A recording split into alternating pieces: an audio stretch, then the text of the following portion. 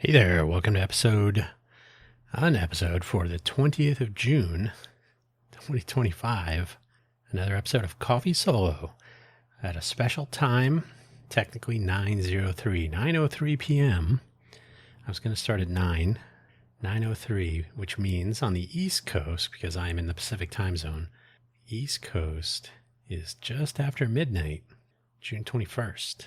Which is indeed my birthday. And since I was born on the East Coast, the math works. I was going to start at 9, but guess what? I have my automatic thermostat set to turn on my air conditioner at 9 p.m. And it did that. Don't you love it when technology does work? And it took 3 minutes for it to shut off. I usually shut off my air conditioner when I'm recording an audio program because when I normalize the loudness to minus 23 lufs, the air conditioner is pretty horrendous. It just gets boosted tremendously. So I try to have it off. I've tried noise reduction on just the air conditioner noise, and it doesn't quite work. So there you go. To what lengths will I not go to try to make a reasonable audio program? Anyway, happy birthday to me. It's recorded as my birthday begins on Eastern Time, since that is my original time zone. That's the summary of today's episode. I try not to prepare too much. I have a couple of outline items. I'm really trying to get this show into a kind of an improvisational, impromptu, not so planned. An outline is okay. I don't write stuff out. For my other audio programs, I actually write out so that about, somewhere between 50 and 75% of the audio program itself is an essay. And then I ad lib here and there. I sometimes get ahead of myself, so I'll repeat. So I'll say, oh, I guess I already wrote that down in the future. But anyway, the links are as usual. I point to my buymeacoffee.com/DanHugo profile page. The coffee.com, where you are finding this episode, perhaps. Profile Notion is not nearly the same, so I do like the freeform, just a landing page. I can stick a bunch of stuff on there. The rich text editor for Buy Me a Coffee is garbage. I wish they would make it better. Buy Me a Coffee has been around for at least 5 years, probably more. I've had accounts on both Buy Me a Coffee and coffee.com for 4 years. I think maybe 4.5. I wasn't using them much, but now I figure it's an easy way to promote my work. I don't really ask for money, and I don't have any advertisements yet. I doubt I will. I do have some affiliate links, and one of them is here in the links for this episode. It's also on my buymeacoffee.com/DanHugo profile for the Nasal Fresh MD. It's an affiliate link that points to Amazon. So if you suffer from sinus problems, I've had great success with this device. Although, the past couple of days, my allergies have really been wacky. So I've used, as I promised in a previous episode, I've used the Nasal Fresh. Not twice a day because it wasn't actually being effective. I wanted to see what the normal saline molarity concentration with essentially one packet. That doesn't mean anything to you, but so if I do 2 packets, I suspect I will get more of an effect, but it'll be actually painful. Not that normally it's not painful, but unless I actually need that much salinity, it usually kind of has a mild burning sensation. It goes away. It's not doing permanent damage, but just it's like being in the ocean. You don't want to get too much salt water up your nose. It starts to get a little irritating, literally. But anyway, affiliate link for that if you want to check it out. If you also suffer the wrath of sinus and its impact on your voice, your speaking voice. Isn't that amazingly annoying? By the way, this evening's percussion is brought to you by my upstairs neighbor who is trudging around, throwing things on the ground. Oh, I wonder if you can hear that. Probably. We'll find out. I'll mention that briefly. Anyway, so let's get on with the show so we can get it over with. I'm getting older by the minute. So yeah, the birthday is now, sort of.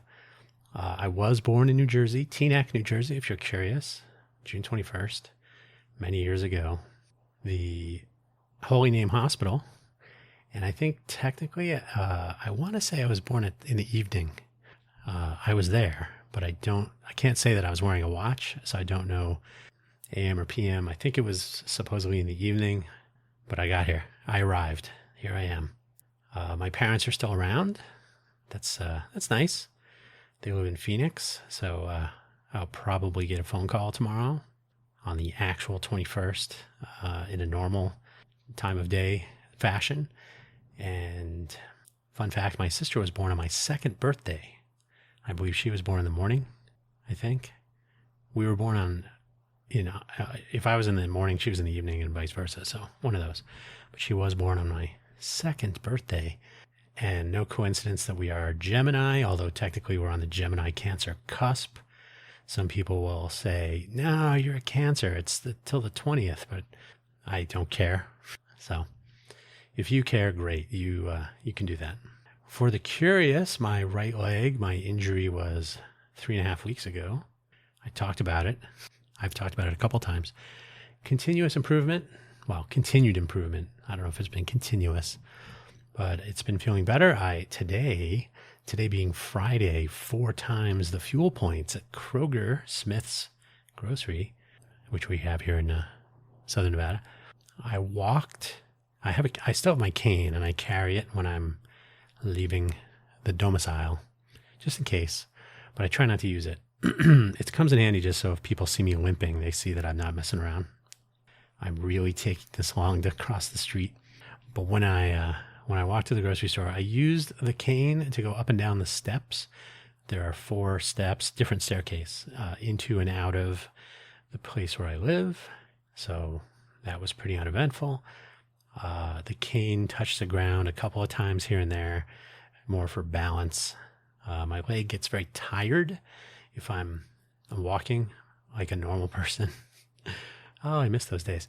So I basically say that every day is a leg day, and I'm getting back to regular mobility.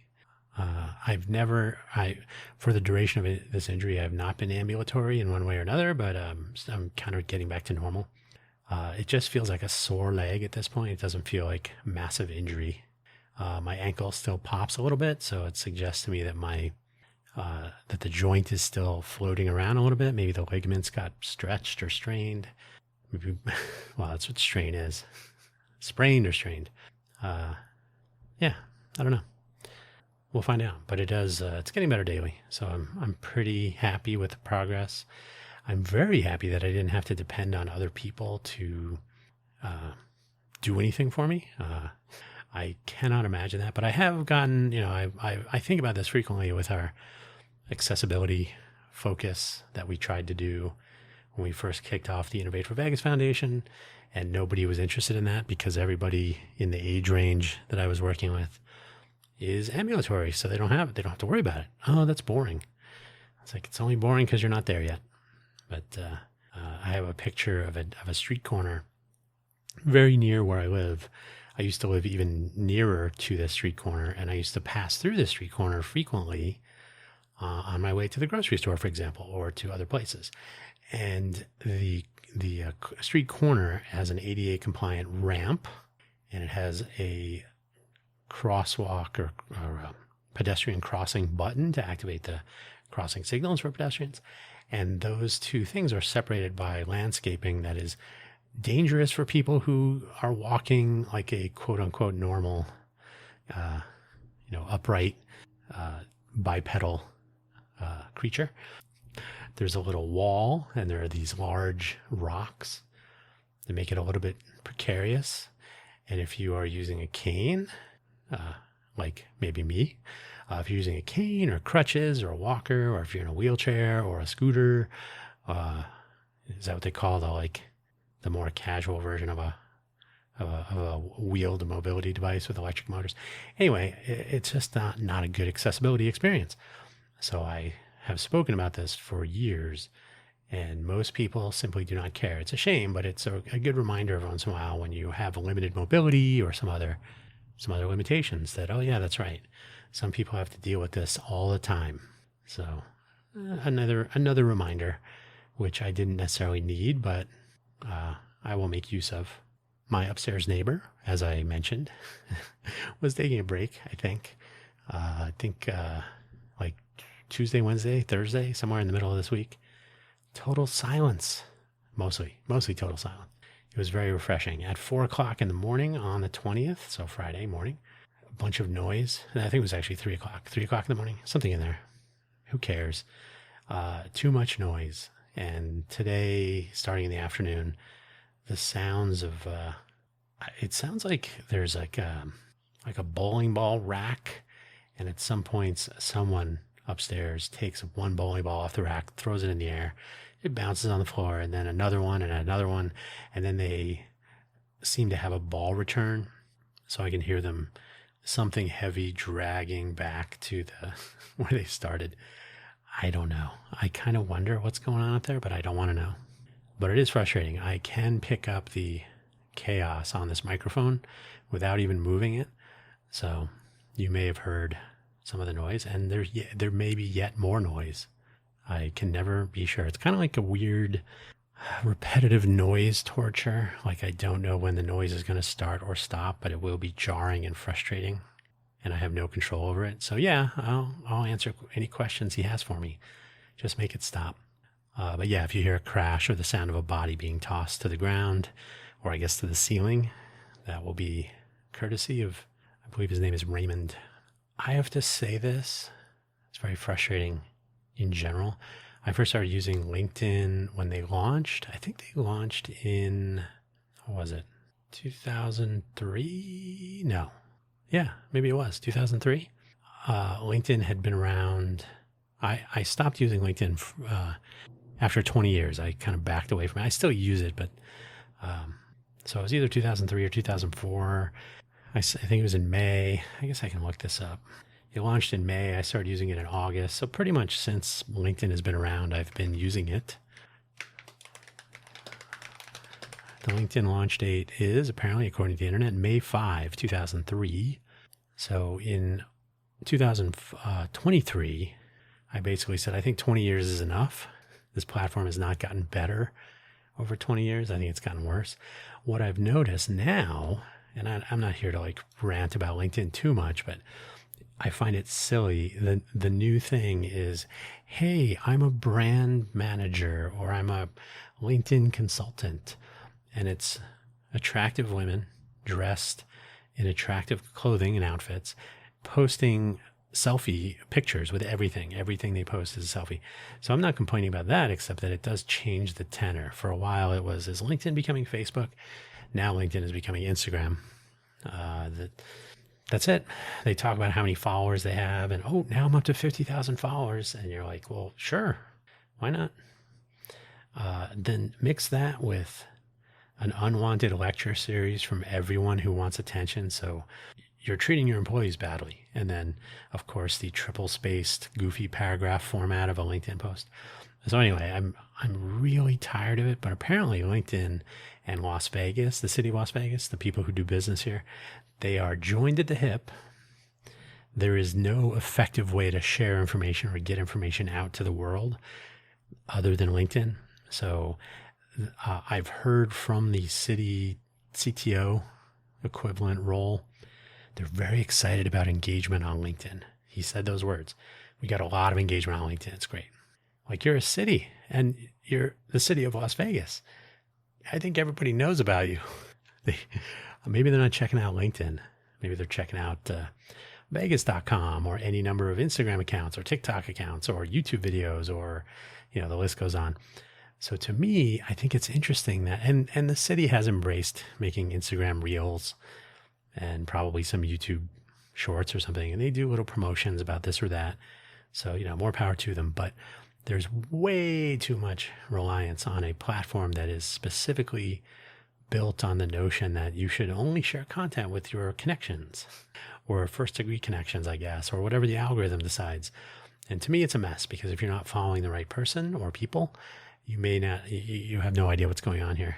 If you're in the so-called fictitious, if I might add, startup scene, good luck. Yeah. So it's a goofy place. I don't think Vegas knows what it's doing. I talk about this now and then in my Cafe Genius Impresarios audio program, which you can find linked in the buymeacoffee.com/Dan Hugo profile page. But I was in Silicon Valley, the real one, from 1993 to 2013. And then I took I was there until 2001. Then I took a little break, returned in 2005, and then I left in 2013 when I had a house fire and moved to Vegas. Okay, so I was there for a while. In the interim, I was in Phoenix, which is much more like Silicon Valley than Vegas is. And then, so I moved here, and the startup scene of the downtown project was an interesting experiment. I've not seen a valid effort to actually do any sort of retrospective analysis of that. So that's one of the Cafe Genius projects that will come to fruition someday. But in the meantime, there's this strong push towards, hey, there's a startup scene here, entrepreneurialism. But at the same time, hey, we want to have big companies move here and gentrify the place. Oh, and also Hollywood 2.0, which sadly will not happen for another 2 years because the tax incentive plans didn't come through. So there will be some sort of a studio and media production focus that will be hobbled by the lack of incentive programs. Apparently, everybody wants to get out of the Los Angeles, Hollywood area. So they're looking for new places. And to be honest, I think they're finding them elsewhere. And there were 2 viability studies done, one for each of the Senate and Assembly bills that were pending here in Nevada. And neither of them had good things to say. Neither of these reports were encouraging. And that's what the bodies of our legislature came up with. No. So it's going to be interesting to see. And the weird part, if you are not a Nevada person, the state legislature only meets for regular sessions every 2 years, I think in February and ending in June, which was the case. So that's it. They'll meet again in 2027, unless there's a special session. But it didn't come together, even with Mark Wahlberg trying to get it going. So I can't say that I was a huge fan of the notion, although the Senate bill had more provisions for job training and a more horizontal look at the economic development, at elevating the economy or elevating the people in the economy here. So that's the one that was even less efficient or less likely to provide any sort of usable ROI over time than the Assembly bill, which was much more focused on specifically granting tax breaks and other incentives to studios. I want to say Warner and Sony. I can't remember. But yeah, it doesn't matter. Either and both out. But yeah, Vegas, there's a battle going on perhaps between let's make startups happen and screw startups. Let's get people with money and big companies to move here. Either way, you run the risk of gentrification. And I got to tell you, when I was in Silicon Valley, like I said, I moved there in 1993, very late to the party. As we know, Silicon Valley really got its start in the mid to late 1800s. But I had gotten there just as the recession was showing signs of, turning around. H.W. Bush was departing. George Clinton, Bill Clinton, and the Parliament Funkadelic. Clinton was about to enter office, and the internets, thanks to Al Gore, were about to become a big thing. And I was working at Apple initially, and that was working out nicely as a contractor. They would never hire the likes of me, but it was interesting to see the people that owned their homes. So I was living in Sunnyvale, California. So if you owned a home in Sunnyvale in 1993, starting then, you could rent that home out, and it was just a money printing machine.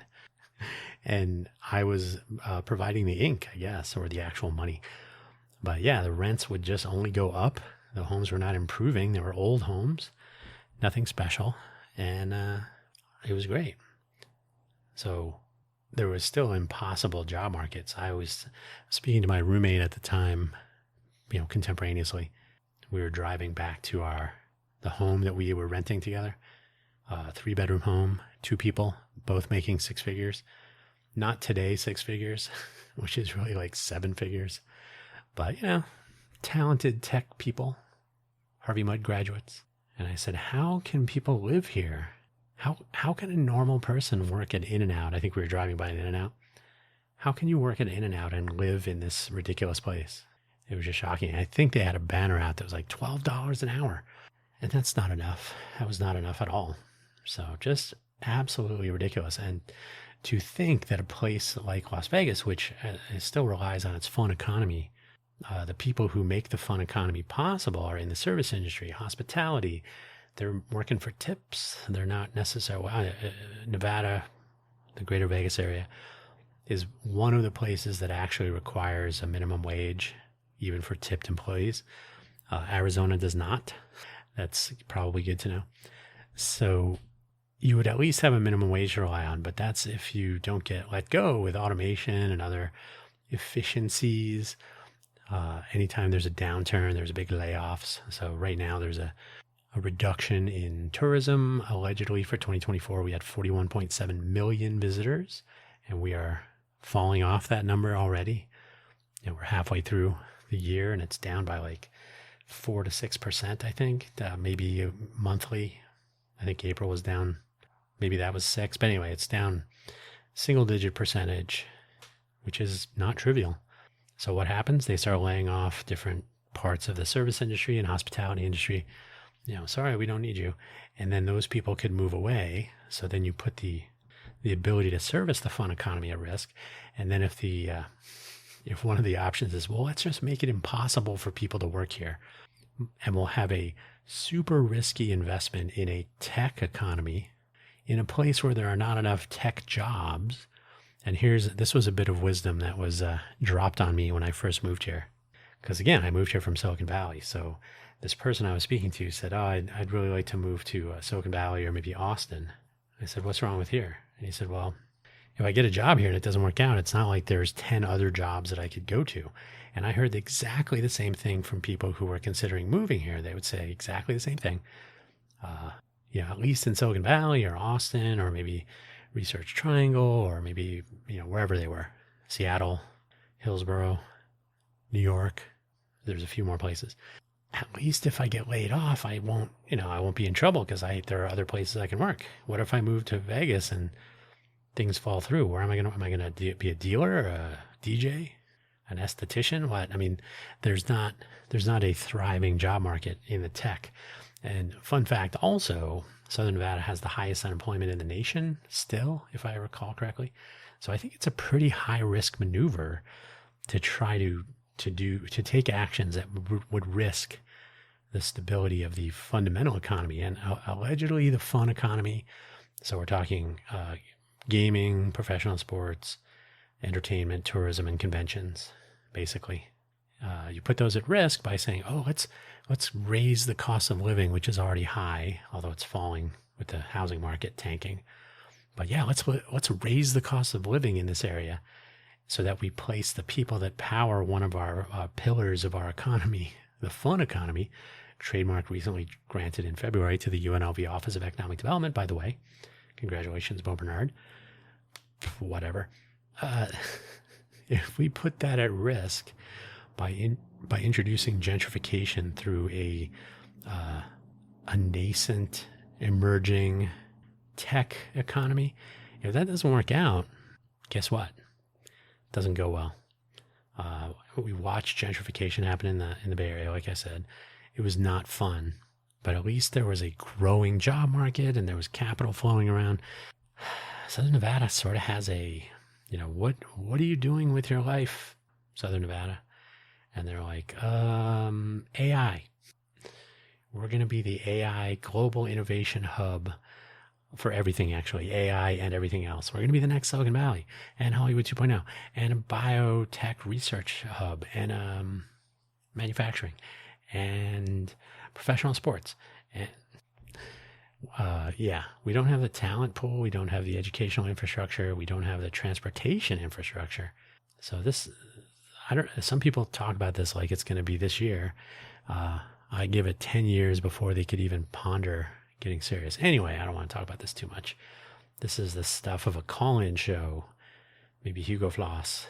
I used to travel quite a bit when I worked at Intel, the chip company.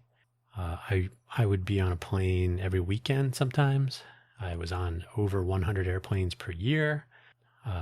I got I didn't get the pilot to come and sit with me, but I got a thank you note from the pilot of one of the flights I was on because I crossed over 100,000 miles, I think, for that year. Thanks for your loyalty. I'm like, oh, this is up in the air. But yeah, I used to be on airplanes a lot. I was making airports my second home. In fact, in Google Maps, I showed my workplace as Terminal 3 at the then McCarran, now the Harry S. Reid International Airport, LAS, if you're checking the symbol. So I just had that as my workplace. So that way Google Maps would tell me what the commute time was from home to work. And then I would have some idea how much time I had to pack and get a Lyft or an Uber, a Lyft mostly, to get to the airport. Or I would drive myself sometimes. But yeah, so I was in airports a lot. And I actually like it. I actually don't like single long flights. If I can do a layover somewhere and take an hour, 4 hours, chill, wander around the airport, check it out. If I could go to a new airport, I will say that the airports in Europe are pretty cool. The airport in Houston is huge. It's probably very similar to Schiphol in Amsterdam. It's like a mall with an airport attached to it. So lots of shopping or lots of wandering around. I liked Denver to stop off and have a quick fast food dinner. I liked the restaurants there at the time. San Francisco has an actual stand-up espresso bar in Terminal 3. So yeah, I was kind of catching some of the personality of my layover city. So that was always fun. And then my destinations were great. I honestly don't know if that would work now. I don't know if it would be as fun. I get a sense, and there was always tension towards the end of the flying that I was doing. I was flying on Southwest Airlines back to Vegas from Phoenix. I was visiting my family there. And we stood up to depart the plane, and I had all my stuff, so I was ready to go. I didn't have to get anything out of the overhead bins or anything like this. And apparently, wife and child number one were in front of me, and husband and other child were to my right in the center, was there a center? Was this plane that big? Do 737s have a center section? I guess so. Wide body 737. Maybe it was a MAX. But anyway, so there was the husband on my right. The person behind me needed some room, so I pushed forward to give the person behind me some room. The husband is not in the aisle and not getting into the aisle. So he shoves me and says, "You're not going to keep me from," like I'm trying to get in his way, because he was clearly cooler than me. So I'm like, what? And then he threatens me and he's going to punch me or something. So I told the flight attendant, and then his wife started yelling at me, and one of their kids was a teenager, I guess, that like I'm the villain here. Like, are you serious? So Southwest did a shitty job, pardon my French, taking care of that. So I don't fly Southwest anymore, but I have to wonder, is it similar? Because, we hear all these horror stories on planes, people freaking out. Of course, planes are crashing and all kinds of other fun stuff. I do know the fallacy of reporting bad news, right? Many, many more planes are not crashing than are crashing. But the problem is, I think there's probably still some tension. There's always the looming threat of some sort of an illness breaking out. There's TSA is changing the rules again. So am I allowed to carry this? No. What am I supposed to do with it? People getting upset. There are different boarding methods now for getting through security more quickly. And by the way, if you can go to an airport that has dogs at security, those dogs, they should just employ the dogs. The dogs are sniffing everybody. Everybody's getting through. It's like 10 times faster than humans. If you've ever seen the end of, what is it called? Crazy People with Dudley Moore, Daryl Hannah, several other people. The end where the Sony commercial is showing a factory with white people are too damn tall. So Americans in an electronics factory, and they're like trying to solder things on, and they're popping off the circuit boards and whatnot. So then they have in Japan, we Japanese people are smaller. We're closer to the components. So it's funny. But that's kind of what comes to mind when you see these dogs are just like, oh, there's 1,000 people. We can do this in like 3 minutes. And with humans, they're like, oh, I got to take a break. I'm on lunch. I've never I've never seen such a huge delta. I mean, if people are worried about AI, if I'm in TSA, I'm worried about the dogs. The dogs would take your job in a minute. So yeah, I used to fly all the time, and now I'm just I would love to go back in a time machine and do more flying back then. I honestly don't know if I would want to engage in that much travel, because not only do I not have much confidence in our local, I mean, air traffic control and flight systems and Boeing is kind of a mess. But even if we assume that that all works out, going to other places, especially not domestically, I don't know if Americans are as popular. And we were not always popular. We were sometimes shunned. I think I went to Dubai. I landed on election day in 2016. So the winner had just been announced. So I was getting some side eye looks from people like, what happened with that election? And I'm like, oh, I don't know. And then when I was leaving, that was a really bad accent, but I ran into people from all over the place. So it wasn't a Dubai accent. It was just everybody had different accents. But, oh, you're from America. What happened with this election? Oh my God. Yeah. Well, tell me about it. But when I was leaving, I was at the Switzerland airport, Zurich. So I was flying from Dubai through Zurich to, was it direct? Oh, that must have been to like Newark or something. I don't remember. But I was in Zurich. So we were a line of people going from a just landed Dubai flight to go to a flight departing for the US. So they pulled me out. I'm like, what's going on? There was a table by the gate, by the boarding jetway. And they're like, you're going back to America from Dubai? Yeah. Who did you vote for? I'm like, well, we don't have to answer that. That's one of the things about America. We don't have to divulge our voting selections. What kind of books do you read? Were you upset with the election outcome? This kind of stuff. Like, oh, that was kind of weird. So yeah, that was already kind of odd. I can only imagine now what's going on. And it might be fine. Everything might be totally fine. But still food for thought. But yeah, I do miss traveling. I think it was very interesting, and I do enjoy meeting people from other cultures and whatnot. I don't know if I'm ever going to get back to doing that. My passport isn't even valid anymore. I gotta get it renewed, and I have a Chinese visa stuck in there. So I have to imagine somebody's going to be like, "What's this?" Maybe they'll knock on my door. You're going to have to come with us to this detention center so we can have this conversation about your passport. I don't know. I'm just trying to be funny, but I think it'd be an interesting wake-up call if I were to get back up in the air, even.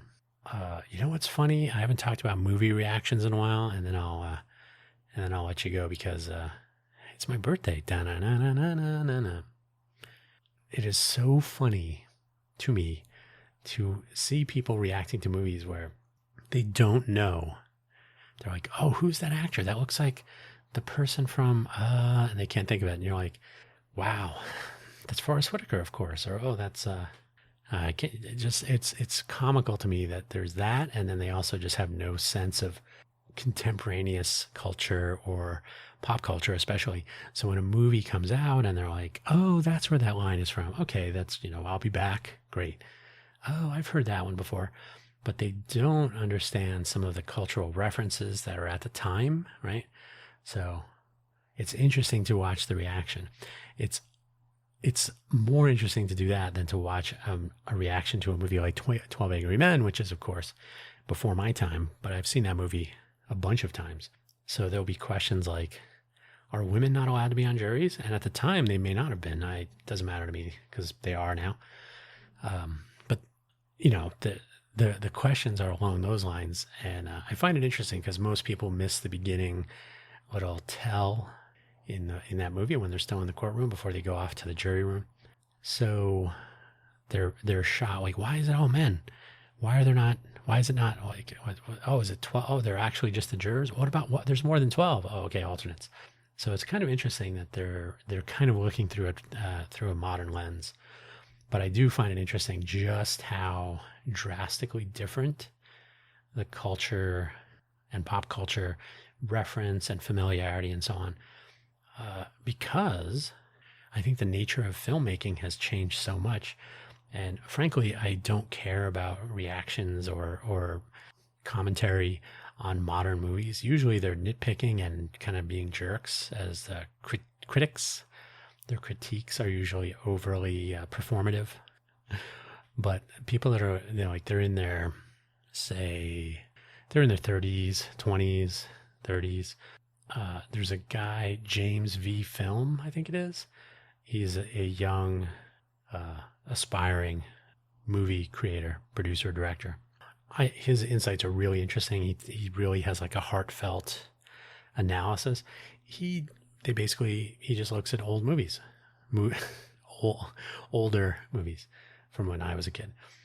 And then I see them jumping to like TV series. So once they run out of cool old movies, well, why don't you do the MCU?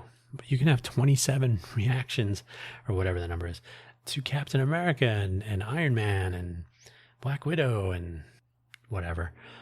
And those, I guess, are not as cool. So they jump to Breaking Bad and reactions to The Sopranos and stuff. So that's kind of interesting to me. But anyway, I still find reaction videos to be sort of telling. It's just sort of it's like Plato's cave. I'm watching the projection of the modern, the current generations. I'm a Gen Xer. So the millennials, the Gen Z, the Gen Alphas now. But yeah, us millennials especially are taking a look at the movies that I used to watch when I was a kid or in high school.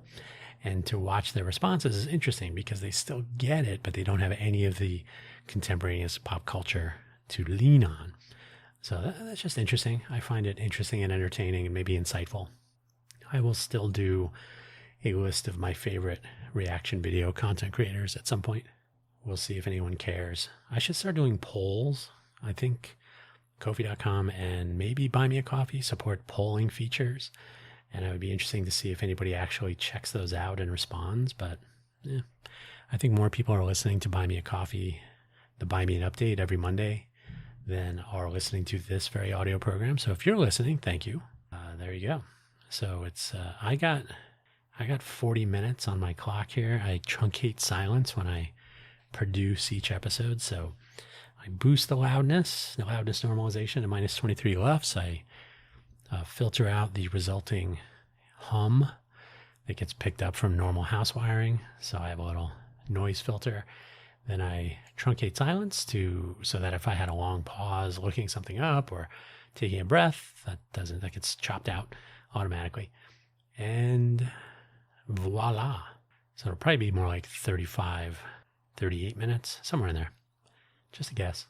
Anyway, happy birthday to me. How old am I? I don't remember anymore. I'm 21 for the 35th time or something like that. So there you go. Okay, thank you for listening as always. And I will pretend that you wished me a happy birthday and other well wishes. And if you're in Vegas anytime soon, give us a shout. That's all I got for you. Take care. Have a great weekend and a great rest of the year. Bye-bye now.